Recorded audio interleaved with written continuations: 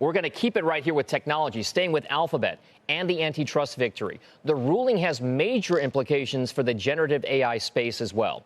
Mackenzie Sagalos digs into what this means for Google and the AI startup landscape. Mac. Hey, so going into the ruling, Dom, there was fear it would send shockwaves through Silicon Valley. And instead, it is being read as good news, not just for Google, but for the handful of well-capitalized players dominating the AI market. An ex-Google exec called the remedies a slap on the wrist. And in practice, it does translate to no real changes in how Alphabet already operates, which ultimately bodes well as it battles for share in the AI race. Now, most importantly, Google keeps control of its reach, Chrome and Android, along with its ability to negotiate default status on Apple's 2 billion devices, as you just discussed. Now, the judge made clear that what justified allowing Google to keep those advantages was the rise of its Gen AI rivals. He devoted 30 pages of his ruling to citing OpenAI, Anthropic, and Perplexity as proof that the market is competitive.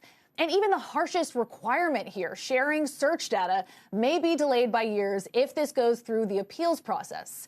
Executives I've spoken with also say the ruling reopens the M&A pipeline, so expect more sub-$1 billion acquisitions and acqui-hires like Google's Windsurf deal. Washington, they argue, doesn't have the teeth to change Google's position. Meanwhile, liquidity is flowing to the private AI giants.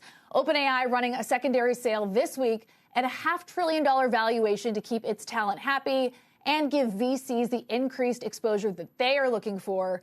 But smaller startups without that cash or investor appetite face a much tougher fight for talent ahead, Dom. All right, so Mac, you mentioned all of those three big AI players right now. We're talking OpenAI, Perplexity, Anthropic.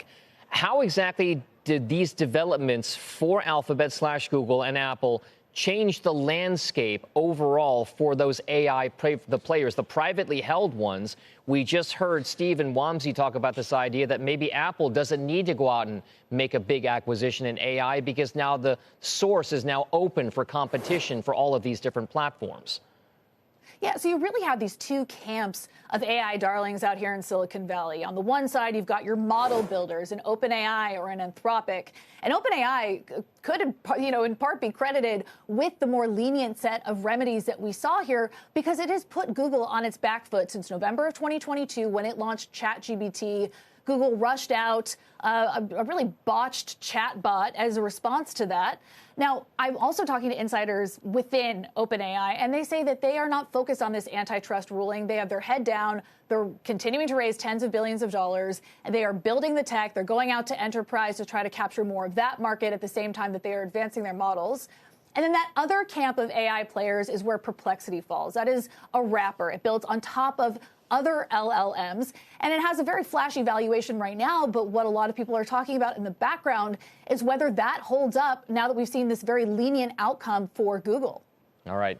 Mackenzie Sagalos there with the state of play on not just Alphabet, but OpenAI and all the others as well. Thank you very much for that.